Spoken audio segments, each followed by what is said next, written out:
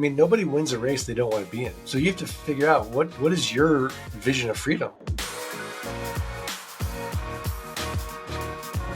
Welcome to the Real Estate Investing School podcast. I'm your host, Joe Jensen. Our guest today, Mark Podolsky. Now, Mark is the owner of Frontier Properties, a land investment company. Mark, also known as the Land Geek, is widely considered the country's most trusted and foremost authority on buying and selling raw, undeveloped land within the United States. Since 2001, Mark's completed over 6,000 raw land deals with an average return on investment of over 300%. Yeah, 300 on cash purchases and over 1,000% on land deals he's financed.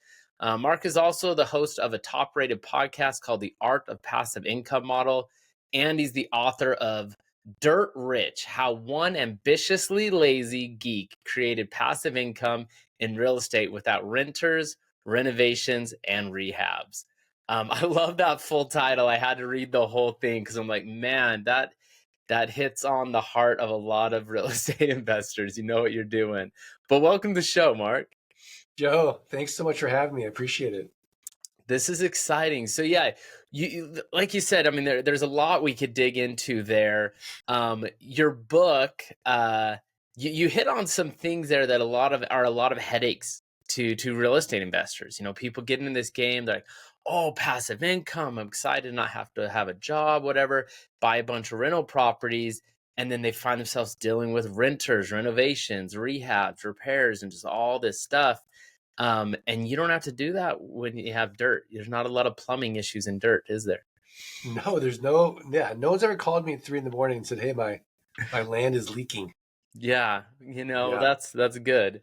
I actually, I have a rental property where that is happening somehow.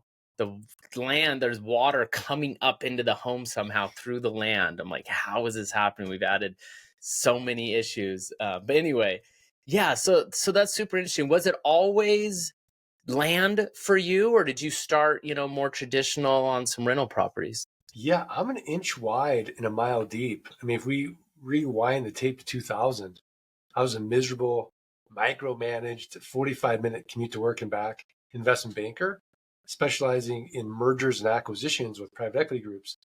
And Joe, it got so bad for me, I wouldn't get the Sunday blues, anticipating Monday coming around.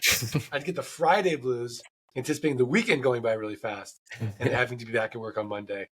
So my firm hires this guy, and he's telling me that as a side hustle, he's buying up raw land, pennies on the dollar. He's flipping them online, and he's making a 300% return on his money. And Joe, I'm looking at companies all day long, and a great company, great, has 15% EBITDA margins or free cash flow. Average companies, 10%. And I'm looking at companies all day long, less than 10%. So I don't believe him. So I go to New Mexico with him. I got $3,000 saved up for car repairs. And I do exactly what he tells me to do. I buy 10 half-acre parcels, an average price of $300 each. I flip them online. They all sell for an average price of $1,200 each. It worked. So I took all that money, went to another auction. And this is in Arizona, which is where I live. And again, it's 2000. There's no one in the room. And I'm buying lots and acres for nothing. I sell all that land, and I made over $90,000 cash. Wow. So I go to my wife, and she's pregnant. I said, honey, I'm going to quit my job and become a full-time land investor. And she said, absolutely not. So I said, okay. So it took about 18 months for the land investing income to exceed the investment banking income. And then I quit, and I've been doing it full-time ever since. Man, I bet you've seen, how has the market changed in the past 25 years doing this kind of game? Yeah, so what's interesting is that the market is still inefficient. So you can't go, even with all the technology, you can't go on Zillow and really figure out the comps on a piece of raw land. They're all over the place. So it's the best thing about the model. It's the worst thing about the model is trying to figure out pricing. So the way that I typically will do it when I go into a new market is I'll look at the comparable sales for the last 12 to 18 months, and I'll just take the lowest comparable sale, divide by 4. That'll give me what Warren Buffett would call a 300% margin of safety, and send out offers based on those. Where are you finding comparables on raw land? It's not on the MLS typically, I would imagine. No, it's not on the MLS. You have to contact the assessor. You can go to a website like datatree.com. and get that data as well. Oh, cool. Okay. So do you hold any of it? Or is it all just a flipping game? No. I typically want to flip it and make it cash flow like a rental home. So I can walk you through the model. Now, occasionally I will buy something in the path of growth, and then I just put it into my trust with the instructions for my kids to be like, hey, do not sell this land until, you get a 7-figure, offer from a developer. But I don't focus on that. I don't want to be a land banker where land banking is a hockey stick, right? It's negative cash flow, and then boom, development comes. But you could wait 20 years, essentially. So I want to cash flow immediately. So Joe, if you want, I can walk you step by step through the model for the Yeah, let's listeners and do you. it. So if you want to, do it. Yeah, I mean, it just seems crazy. Like you say, 300% return, 1,000% return on deals that you finance. These numbers, they do sound like too good to be true to the typical investor. And, most people that come to me, they're like, hey, if I could get 10%, 20%, I'd be stoked. When Right. you're looking at hundreds, it's like, how's that possible and how's that scalable? So yeah, I'm excited if you can dive in to the process of what you do. That would be awesome. Yeah. Okay. So Joe, where do you live? So I live in Utah, southern Utah, St. George, Utah area. St. George, Utah. Okay, beautiful. So let's assume that you own 5 acres of raw land where I live in Arizona. Okay. And you owe $200 in back taxes. So you're advertising two very important things to me. Number one, you have no emotional attachment to the raw land. You're in Utah. The property's in Arizona. And number two, you're financially distressed in some weird way because you haven't paid your property taxes. Right. And as a result, the county treasurer keeps sending you notices saying, Joe, if you don't pay your property taxes, you're going to lose that property to a tax deed or a tax lien investor. So all I'm going to do, again, is look at those comparable sales in your parcel in Arizona. And let's just say the lowest comp is $10,000. So I'm going to divide by 4. I'm going to send you an offer for $2,500. Now you accept it. Why? Because for you, $2,500 is better than nothing. In reality, 3 to 5% of people are going to accept my quote unquote top dollar deal. But now that you've accepted it, I have to go through due diligence or in-depth research. I have to confirm you still own the property. I have to make sure the back taxes are only $200. I have to make sure there's been no breaks in the chain of title, no liens or encumbrances. And so I fill out this whole big property checklist that my team gets outsourced to. They're located in Jamaica. They're connected to an American title company. And costs about $11. Now, let's say I was investing, say, more than $5,000. I would just close traditionally through a title company. But this is only $2,500. I'll take a little bit of risk.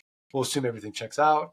And now I'm going to sell that property that I just bought from you 30 days or less and make a cash flow like a rental home. So, Joe, I have a built-in best buyer. You know who it is? Who? The neighbors. The neighbors. So I'm going to send out neighbor letters saying, hey, here's your opportunity. Protect your privacy. Protect your view. Know your neighbor. So oftentimes the neighbors will buy. Now, if they pass, they'll go to my buyers list. The buyers list passes, they'll go to a little website you may have heard of. It's called Meta or Facebook, buy-sell groups in the marketplace.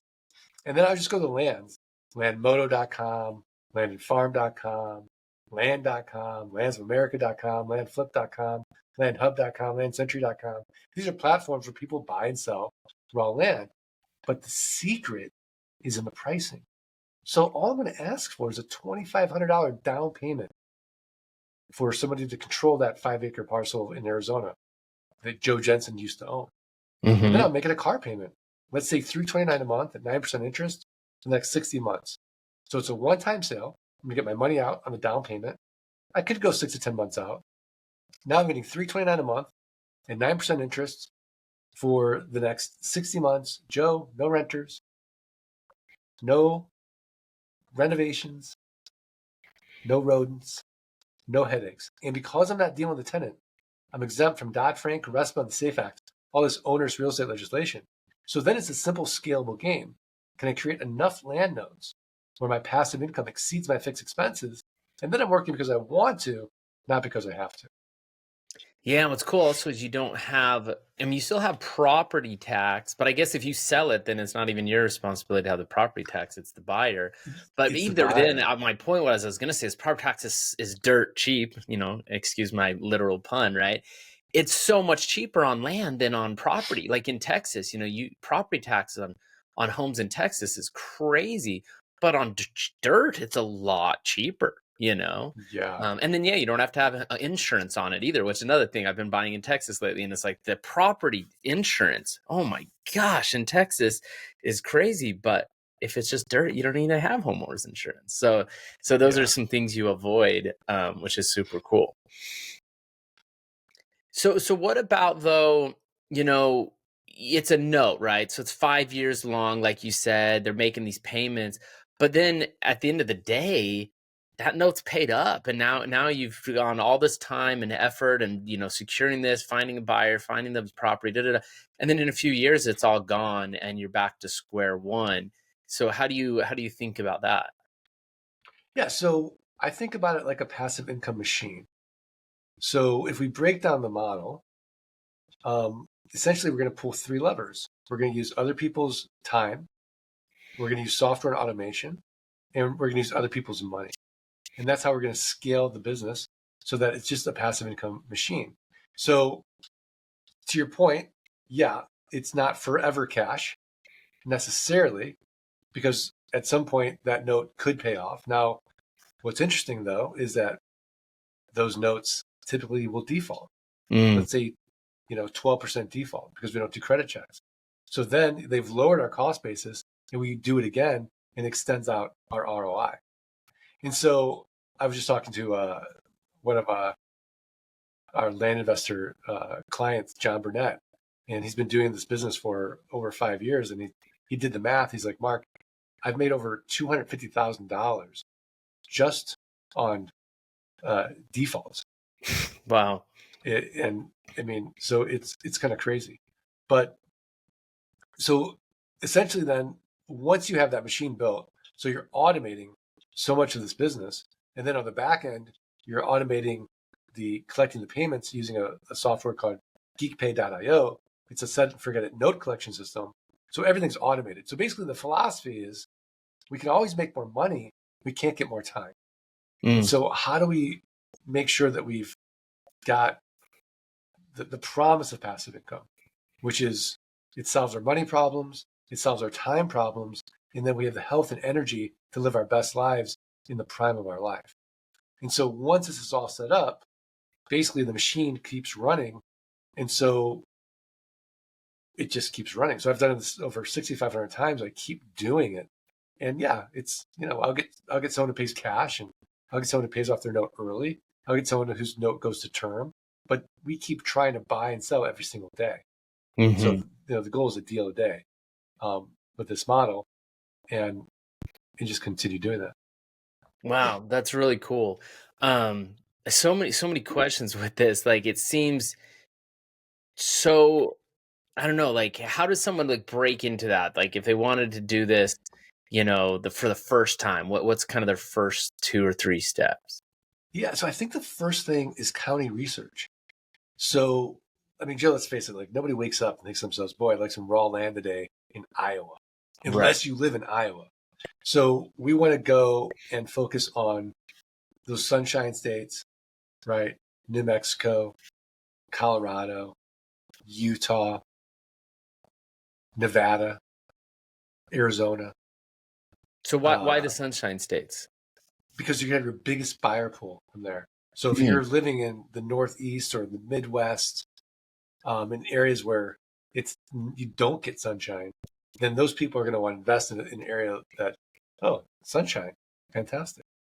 And there's just a lot of inexpensive rural property that we can buy in those states. So that's really what we want to focus on.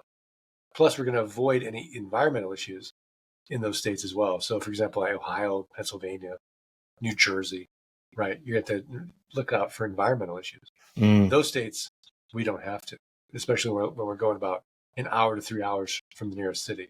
So, what you want to really do with your county research is go to a website like landmodo.com and see where are people buying raw land?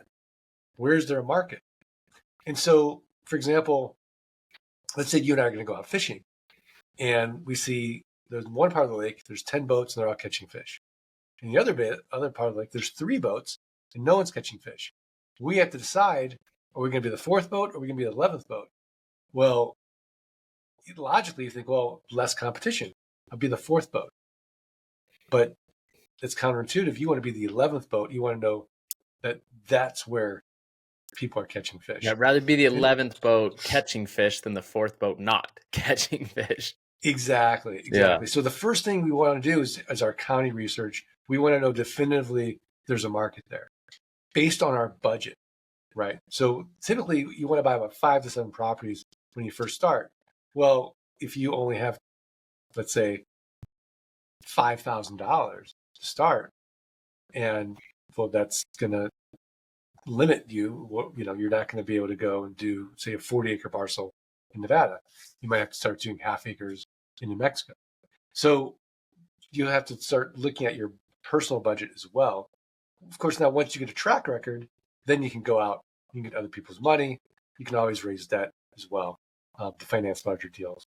So the way the math typically works is for every $100,000 of land that you buy, it's going to throw off about $10,000 a month in passive income in 12 to 18 months, depending on your skill set of buying, selling, and marketing. So that's really where you want to start is, where's there a good market? What's my budget? Where can I buy 5 to 7 pieces of property? And then you're gonna move on from there into the next phases of the model. That's interesting. And so the you usually use investors' money, and then so when you're using investors' money, do you have to be like FCC compliant and stuff like that, or how do you structure your partnerships to give them a return on their money? Yeah, so we have a done for you program with accredited investors only, and so it's a partnership, and so we'll register that as a security. Where if you do a fund, right, that's going to be a little bit different. Yeah. Structure. Gotcha. So do you actually, would they just in like an LLC? Is that how it's owned? It's just an LLC. And then you yeah. put the investor on the LLC, so they actually have ownership in it. And then you just give them like a flat return, or do you give them like a percentage of the return of the property? Yeah, no, they get 70% of the equity on that property. 70%. Yeah. Okay. Awesome. Yeah. Gotcha. Yeah. So they're stoked on that. So they could be getting really high returns compared to what they're used to in the market or even in most syndications or anything like that. Yeah. No, it's incredible. That's cool. And the really cool thing that I think is interesting is there's very low risk of unseen expenses, right? I mean, there's the risk of not being able to sell it as fast or not going to be able to get, if you did your comps wrong or whatever, but you're not going to have a roof cave in, right? Again, all these issues with real estate that could be like, oh my gosh, like I think of these syndications where they're like, oh, sorry, capital call. We need all this more money because financing changed or the roof had an issue, or there's just we had termites that no one expected. Just all these things that can happen with buildings that create these capital calls, which ruin your return. I imagine you don't really see as many of those issues with land. No, we have none of those issues. And are there any special land issues like, oh, we found the dirt's poisoned, or like, is there any random things you do run into? I mean, if you buy in a Superfund site, like I was talking about, like Ohio, like you buy next to like a manufacturing facility, and they've polluted the land. That's called a Superfund site. You have to go to EPA.gov and avoid those. But as long as you're avoiding any environmental issues that you would be responsible for, really, there's very little risk in raw land, right? Especially with our model. Now, if you're going to go build a home on it, then that's a completely different set of due diligence pieces. So how often do you get stuck with a piece of land, though? You're like, hey, cool, I'm going to buy this and sell it to the neighbor. And then the neighbors are like, you don't want it. And then no one wants that random land. And then you're just stuck. You've paid cash for this thing, even though you paid a quarter of what you think it's worth. That's still thousands of dollars, let's say. and then you're just stuck with this. Do you get stuck with it, or how do you move it if you can't find the buyer you thought you could? Yeah, it's kind of crazy to say, but after 6,500 land deals, I've never been stuck with a piece of raw land. There's a pig for every barn. They all sell, and the reason they all sell is that we're buying at 25, 3 cents a dollar. I don't care what asset you buy. You buy any asset, 25, 3 cents on the dollar. There's someone else on the other end of that deal. Yeah, and I imagine you're also buying right. I don't think you're buying landlocked, weird pieces that have no access behind a government building, or something that's like useless. Or maybe you do. But what are your kind of protocols of like, hey, here's the buy box that we avoid this and we make sure we have that so that we can move it. Yeah, I mean, really, again, they all sell at the right price. So, there's a highest and best use for every piece of property. You could buy swampland for people that want to grow shiitake mushrooms. Now, if I'm buying it 25, 30 cents a dollar, I'll market the shiitake mushroom, growers. Yeah. Now, we don't target that, but, for my model, an hour to 3 hours from the nearest city, raw, undeveloped land that's super affordable, as long as you have a job, they sell. Now, in doing due diligence, yeah, if the neighbors are dumping, if there's, you can't get to it, it's gated, then sure, we're going to pass on those deals. But oftentimes during due diligence, there's really not too big an issue. I did a deal when I first started. I screwed up my due diligence. I bought a mountain, basically. Okay. So only 15 acres of it was really accessible. It's a 40-acre parcel. The other 25 acres were just mountain. And so I paid $2,500 for it. And I remember thinking, oh, if I can just break even on this, I'll be happy. So I put it up on eBay at $1 auction for 10 days. And the first day got bid up to $2,500. By the 10th day, it was at $32,500. And I'm freaking out. Did I misrepresent it?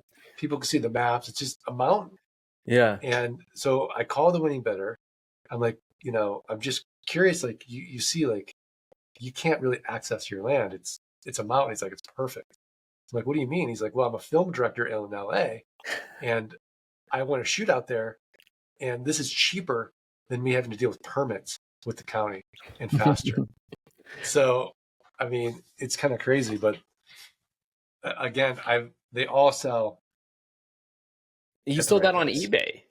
Sold it on eBay. Do you still list on eBay with your land? No, we don't do eBay anymore. Why not? Well, because it's just not as much of a market there, and then people will end up winning the bid, and then they don't pay, and you're out the eBay fees. Oh, it's just more efficient to not sell on eBay. Now, if you want to liquidate, eBay could work, but I don't teach that anymore. Because you like to do you primarily do financing? Then it sounds like you'll buy it at pennies on the dollar, and then you like to sell or finance, or do you do a lot of just straight cash out, or just whatever this buyer wants? You don't care. I only want cash flow. I think it's the antidote to financial insecurity. I don't want cash. Okay. So cash is great, but it doesn't solve my problem. Right. Cash flow does. So that's your goal, is to sell or finance it. You're like, hey, I want to finance it. That's where you get your cash flow, is those payments. Exactly. One important piece, I want to make sure how you do this, and I assume you don't actually sell the property and put it in the buyer's name. You own it and you take payments until it's fully paid off, and then you put it in their name, more like a lease option. We use a land contract, a promissory note, and a purchase sale agreement. And they all say the same thing. If you make your payments on time, when you pay off your note, we'll go ahead and deed you the property via warranty deed. If you miss a payment, you're in default and you have 30 days to cure it. And after 30 days, we keep your down payment, we keep your monthly payments, and we resell it. There's no cost of foreclosure because we still own the underlying asset in a land contract versus a deed of trust. We have to go through the foreclosure process. Yeah. And for the listeners, like I've done a little bit of seller financing stuff, and I've found That is such a vital piece to the puzzle, is you don't want to actually put it in the buyer's name, because then you lose so much control and so much power in doing it. It's just a huge pain. But if you retain actual ownership of it and you're just taking payments, then it's just so much easier. Like you said, your friend, one of your students or whatever made like $250,000 just off of these defaults, because then he would get it back and sell it again, get it back, sell it again. If he had to go foreclose and go through an auction and stuff, he would lose the property, and he wouldn't be able to do that again and again and again. But because he actually retained the deed in his name and was just taking virtually what I call like rent to own or lease option payments, a land contract, he was able to do it again and again. And that's kind of a key piece to all of this in my eyes. No, 100%. Yeah, I'll just share this to make myself look dumb. I don't know if you know who Pace Morby is. Sure. He's The got sub guy. Yeah, he's got this story about selling a truck subject to, he seller finances this truck and takes payments on it because he's able to get way more. I'm like, oh, cool. I'm going to try that with my car. So I had this old car, and instead of just selling it, I did it. I seller financed it. I was like, this is cool. And then guys are like, well, I need the title in my name to be able to get insurance and register it and all that stuff. I'm like, oh yeah, I didn't even think that. I've never sold cars, I'm like, okay. Yeah. So we switched the title to his name. He makes one half payment and then disappears. Yeah. And I call the police. Hey, this guy stole my car. They're like, no, the title's in his name. He owns it. Yeah. And they go to the court. So I go to the court and say, hey, how do I sue this guy? They're like, well, do you know where he lives? You have to serve him. I'm like, I don't know where he lives. He disappeared.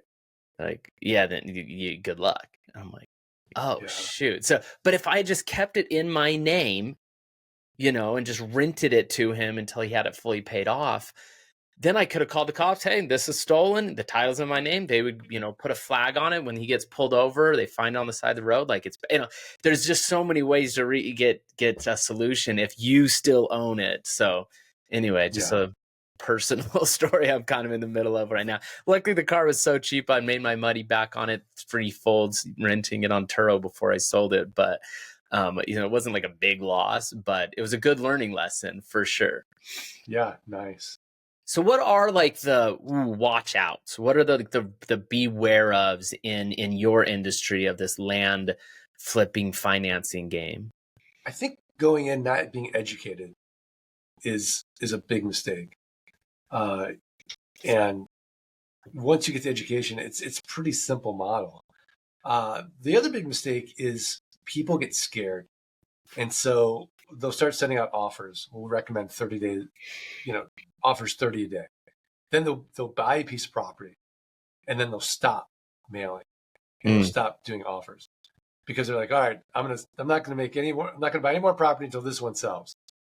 And then what happens? It sells, and then it's another 6 to 8 weeks before they get more deal flow coming in. So you never want to stop your deal flow. That's another big mistake that I see newbies making. So how do you find these deals then? You're getting these things for pennies on the dollar. Where are you finding these buyers? I mean, the sellers. Where are you finding sellers? So again, we're going to go to the county assessor. We're going to get the list of real property owners, and then that's public information. We're going to scrub that list twice. So the first scrub is, let's say, by use code VL for vacant land. So now we only have vacant land. Then we're going to do one more scrub by APN number, or assessor's parcel number by subdivision, because I want to see that I'm sending somebody, I don't want to send somebody with 40 acres the same offer, somebody with 5 acres. That 40-acre person is going to send me back glitter in the mail. So I have to price my list accordingly based on those comps. And then I'll send out those offers. And we'll use a system called lgpass.com to automate that as well. So we just upload the list into a CSV file, and then we can let's say there's 10,000 property owners, we can just budget in that software that to do automatic mailings of 30 a day. That way I'm not overwhelming myself and my team with due diligence, where, if 3 to 5% of people are accepting these offers, I'm going to be, overwhelmed. Yeah. So you talk about your team. Maybe expand upon that a little bit. Like, who is your team? How big is your team? Is this something people can do on their own, or do they need a team? And if so, yeah, what does the team look like? Yeah, I mean, you can definitely do it on your own, but then you've created a job for yourself. Yeah. So I don't really recommend it, but I think there's a big difference between delegating and abdicating. And so many times I'll see people actually abdicate, where they're like, okay, you do it. And now it's the blind leading the blind. Even though there's trained virtual assistants out there that understand the land business, you still have to manage them. You still have to be the CEO of your land business. So when you build a team, essentially you're going to look at the acquisition side of it and then the disposition side of it and selling. So the acquisition side of it, we're going to need somebody to handle what we call intake, which is if the software is automating your offers going out, then that intake manager is going to be dealing with those sellers. Sometimes the sellers will call you and say, hey, I'm interested in selling, but sometimes they're confused about the offer. Sometimes they just want to yell at you. You don't want to be the person getting yelled at. So you would have that intake manager is a key piece of the puzzle as far as your team there. So they're actually buying the properties on your behalf and maybe even negotiating. And then they're actually doing the paperwork, filing and recording the deeds with the appropriate county and doing that type of paperwork. Now we go to our marketing team. So we would have a virtual assistant who's going to be creating our ads. Now we personally might make the ad template.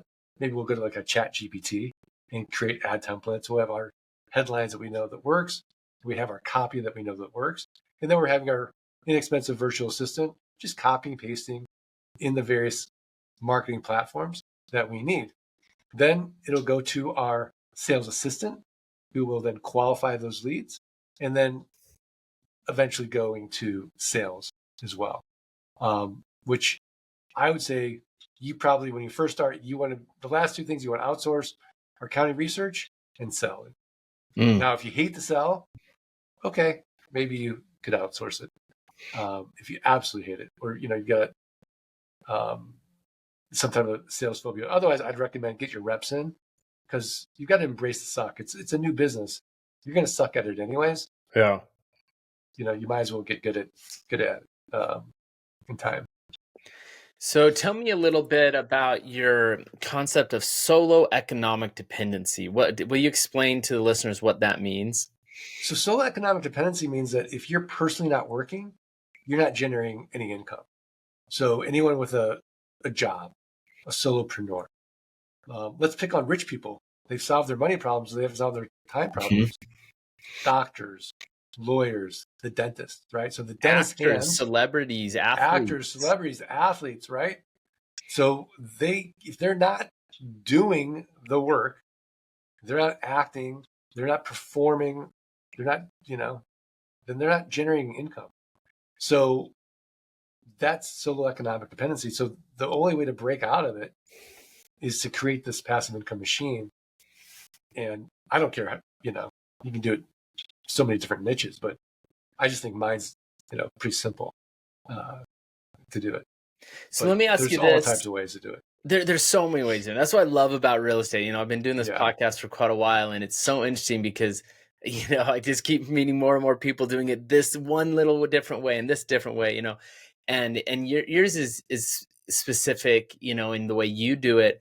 Why not rent out the land as opposed to making a note and eventually losing the asset? Why don't you buy this land and then rent it out to somebody and then you can have it forever?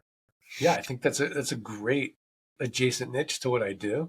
There's a website called hipcamp.com where they actually assist you in creating these camping sites. You could buy land near, let's say, national parks, right? And then rent that land out because these people are going, they're going to want to camp or they want to put their RV out there and have these, RV properties. For me personally, I just like the simplicity of it. Yeah. I don't want to have to manage anything. I don't want to have to make sure that they're, in code enforcements, that they're, if they're setting fires, all those types of things. I don't want the liability. I don't want the headache of it. I mean, I'm just Joe. I'm ambitiously lazy. That's it. I love that in the title of your book, Ambitiously Lazy. I always thought about my Yeah. father the same way. I was like, man, nobody, and me, my too. Like, I took in his Yeah. footsteps. I'm like, Dad, no one worked harder to be lazy than you. like, like ambitiously lazy, and it's funny. But it's freedom. It's being able to do what you want to do with your time. You know what I mean? No, And I think 100%. that, and I like how you've found a way where you're like, hey, here's all the headaches I that I don't want to deal with. And so you found a model that you don't have to deal with the headaches, and there's a downside to it, but there's an upside to it. And you're just like, hey, this works for me. And I would encourage everybody when they're trying to figure out their real estate thing, figure out which headaches you're cool with dealing with and which ones you aren't, and build your system around that. I've yet to get into the rehabbing game. I've done some repairs and stuff, but I've never done full on rehabs, which closes a lot of doors for me. But that's just a headache I have not chosen to take on yet. And you've chosen to take on none of the headaches virtually, Yeah, which I is don't want any awesome. headaches. But Yeah, I but mean, one thing that you could buy the land and go vertical. You could develop it. That's a headache to me. Yeah, but the interesting thing is you are running a business. And so for some, they say, well, now that's a headache. You just listed a whole team of people that you have to understand and train and streamline and find better talent when that talent leaves. Like, that's a different kind of headache that you're okay taking on. Yeah, I mean, really, it's not the person, it's the system and the process. So we have playbooks for every aspect of that business. And then we just hire an inexpensive virtual assistant to run that playbook. And have an acquisition manager who manages that team. I spend about an hour a week in my land investing business, looking at the numbers, what went well, how many properties are we, did we buy, how many properties did we sell, and then I'll break something like, have we thought about this? Like everything's working, and then I'll Yeah. break it. So I'm really the CEO of that business. I'm not doing the day-to-day piece of it, and I'm not even managing it. I'm more keeping everybody accountable to their outcomes. So Right? you really only spend an hour or two a week on the business? Yeah. Wow, that's really cool. So yeah, when you explain the whole process of a whole team like that, it seems like, oh, that seems like a lot of managing and overseeing and making sure things are going right, and a lot of money changing hands that you got to be responsible for. But you really only spend a couple, and like you said, an hour, I doubled it for you, gave you two, a Okay. week. So what does your daily rhythm look like? So, basically Mondays and Fridays, I like to have as my thinking days. Tuesdays, Wednesdays, and Thursdays will be a theme day. So Tuesdays are typically my podcast day. So I'll record the Art of Passive Income podcast on Tuesday. Wednesday will be with clients. And then Thursdays will be meeting days. Now I have 4 different companies as well. So, I've got the land investing business, I have my coaching business, and I have 2 software companies. Gosh, when you say you spend an hour or two on the land, that's just the land side. But then you've got because the clients, right? Because you're using other people's money to buy this. So those are the clients you're Yeah. referring to as the people you're raising money with, these partners that you're working with, making sure Yeah. they're happy. And we work with everyone along the economic spectrum.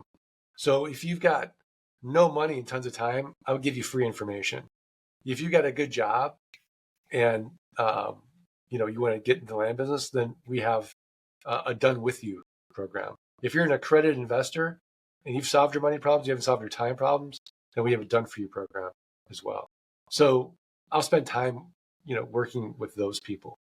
So did you create all these systems? Because like you say, the key to this business stuff is these systems. You have these protocols, the SOPs, standard operating procedures. You have it all designed out so you can take somebody brand new, throw them in, say, hey, do this, and they can just follow the steps and they're good to go. Did you design all this out yourself for the way you run your business?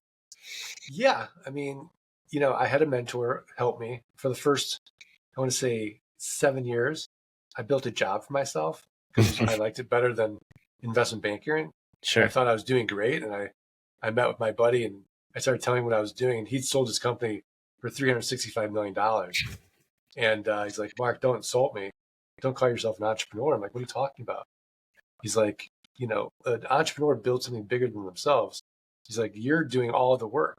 He's like, what happens if you die? What's going to happen to your family? What happens to the so-called business? I'm like, oh, what do I do? And I'm like, because it felt like to me, well, I don't have to be in an office, right? No one's telling me what to do. But it's like, no, you still have a job. So then he kind of helped me create processes and systems, automations, so that I had total freedom. Yeah, that's really cool.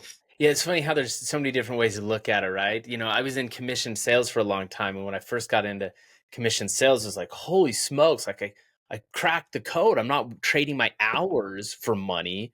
I'm trading my skill and effort for money. That's so much better. I have more freedom, flexibility, and if I work harder, I make more. And then I realized after a while, I'm like, but I don't own anything, and I am solo economic dependent upon my sales skills, even though that was better than the 9 to 5. It wasn't as much freedom. Then I was like, oh, if I own assets, they make money regardless of what I do. Now I'm getting out of that solo economic dependency, as you phrased it, which I like. But then there's one step even further than that, is building a system to manage and acquire even more assets, and disposition them in the way you do it as well.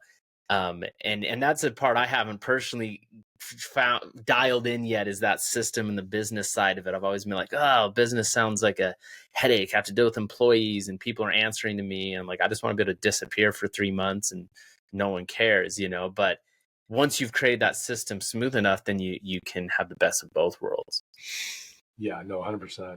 So how do people learn this from you, Mark? Like, if people are like, dude, like, I listened to this, there's a lot of little moving pieces, but I'm like, I got the taste and the vision. How do they learn more and really get like the contracts they need and the training they need and the details to really, build something? Yeah, we have all of that. I mean, what I could do, Joe, if it's okay with you, is I can give you a link and your listeners can get the book Dirt Rich for free. Oh, Just that'd be pay for awesome. shipping. And then they can start, learning the model and then seeing like if this resonates with them or not. And just dip their toe in the water and start there. Yeah, and you have a website people can go to get a lot of these resources as well, right? Yeah, thelandgeek.com as well. Thelandgeek.com. I'm excited for it. I want to dig into it more. I think that for a lot of listeners, and I just want to throw this out, and then we can run into our final 4 questions and our final points. But let's say someone's listening, like, oh my gosh, 6,500 deals. He's got this whole business and there's acquisition and sales and marketing. And they're like, I don't know if I can do all that. For a lot of people, if they would come in, find 10 properties that they could just turn around and lease out, like you said, it could change their entire lives. Like, you don't have to take over the world. You don't have to build the $300 million business. You don't even have to do what you've done, Mark. It's like, and it could still be hugely impactful. And I think sometimes people think about how big it should, air quote, should be, that they miss that, if you just dialed in a tiny little percent of this, it could change everything for you. No, for sure. I mean, nobody wins a race they don't want to be in. So you have to figure out what is your vision of freedom. And for some people, $2,000 a month of passive income really moves the needle for them. Yeah. It pays their mortgage and they don't have to worry about it. For other people, it's $5,000 a month. And it really makes a huge difference in their life. So once we get to that point, yeah, then it's just fun. I agree. Yeah, it's just so cool because I imagine you have more passive income now than when you told your wife, "Hey, I'm gonna quit my job." No. I mean, look. Yeah, I've done really well, and that's a cool thing, though. But yeah, I've solved money problems. I solved time problems, but I still have problems. I mean, But the cool thing is, you just keep growing it. That's the cool thing is, like, at one point, how much money was it when you went to your wife and said, "Hey, I think I'm going to quit this"? How much had you built up? Before you when she's like, "No, I'll give it 18 more months." Like when you first, I mean, I think it was like over $250,000 at that point.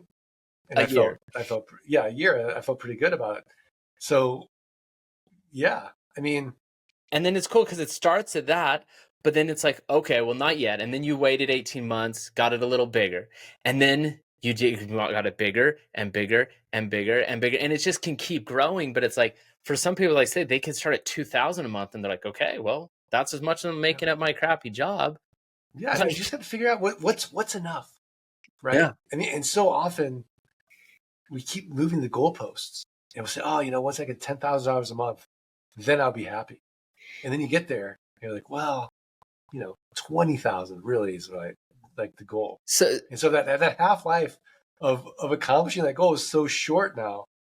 And it's just human nature to stick to the discipline of not letting your lifestyle creep. So what's your take on that? We could have a whole podcast on this, but we don't have time. But on moving the goalpost, should people have a number and then just stick to it, enjoy their lives? Or should they keep moving that goalpost bigger and bigger and bigger? What's your thoughts on that? Yeah, I think they should stick to their enough number. How much is enough? But have you done that? Yeah, absolutely. I mean, I've hit it years and years ago.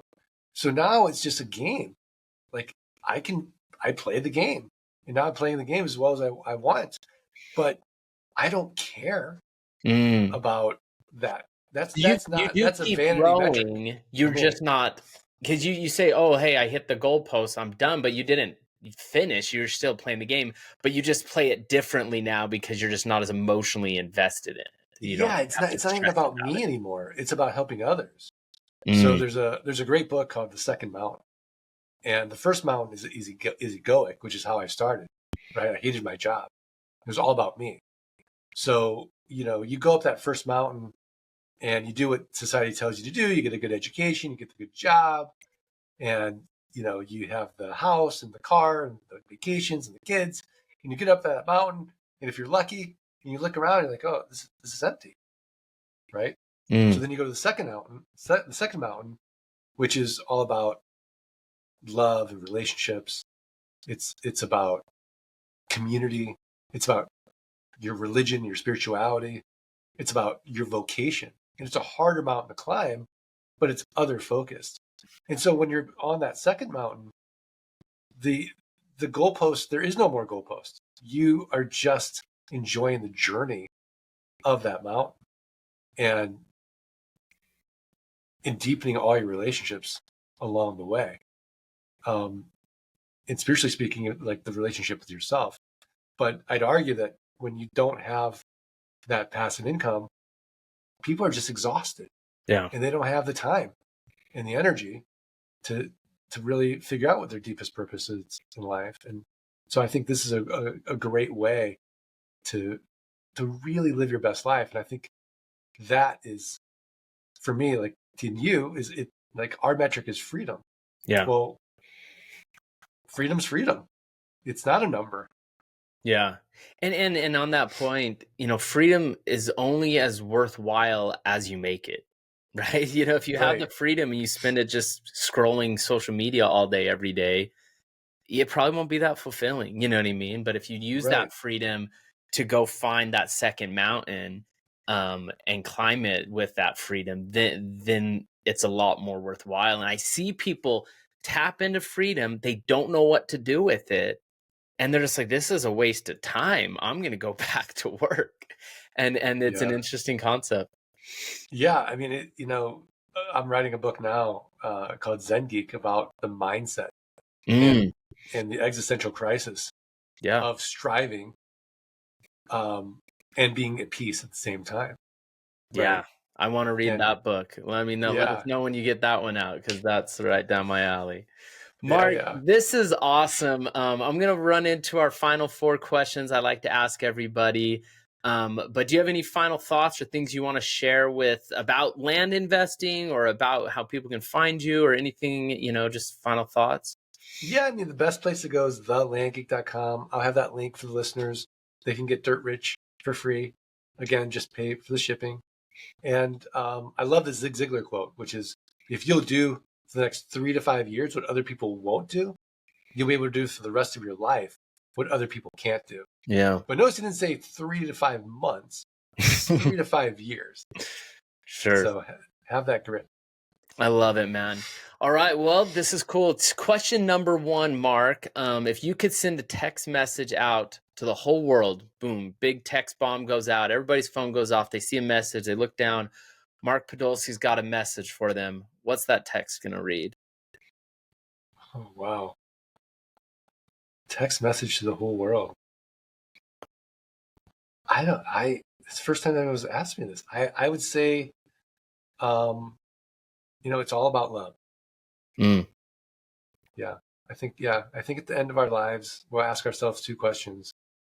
Did I love and was I loved? I love that, man. I love that.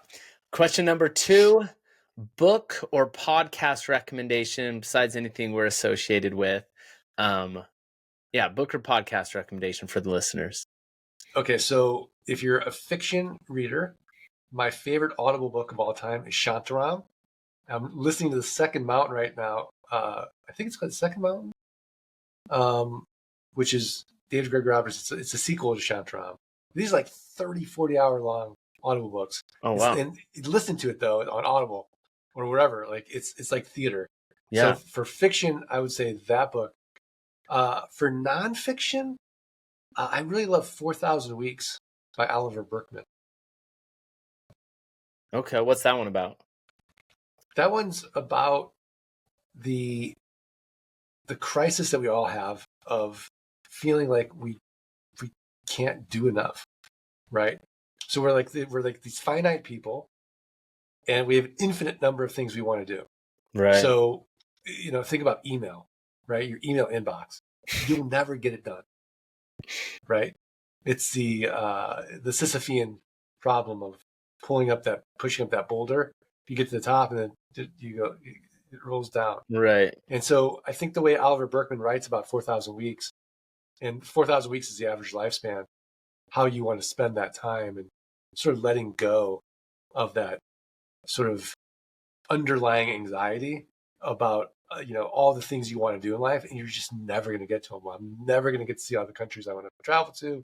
I'm never going to be able to read all the books I want to read. I'm never going to be able to listen to all the music I want. I can't watch all the movies.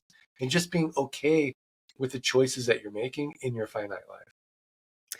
Yeah, I think that's a really interesting point. As I've gotten older, I used to think like, oh, I'm going to go check off all these things. I can do all the things in this category. But yeah, as I've aged, I'm like, I'm not going to, which does relieve a lot of pressure. I'm like, I'm not going to see all of them. So I'll just see what I see. It's okay. It's fine. I'm not going to visit all the countries in the world. And even if I did, because there are people that do that, but it's like, they didn't visit all the cities in all the countries. It's like, you can't You can't do it all. Okay. Yeah. It's okay. But do something with your time. Do something. Yeah, absolutely. Do something, but you can't do everything. And so often I think we want to do it all. Yeah, my dad had this quote I loved growing up. He always said, you can have anything you want in life, Joe. You just can't have everything. Yeah. So just pick something. And I like that. All right, question number 3. What's the most expensive or interesting mistake you've made in real estate investing? Well, I've made $1 million mistakes. So those are very expensive. I think the most interesting one was just not getting a mentor from day one and white knuckling it and thinking I lacked humility. I thought, I can do this. And it wasn't until I met Ori, like, this is way better. Yeah, that's awesome. All right, what's a one word or short phrase to encapsulate why you love real estate investing or land investing? Freedom, baby.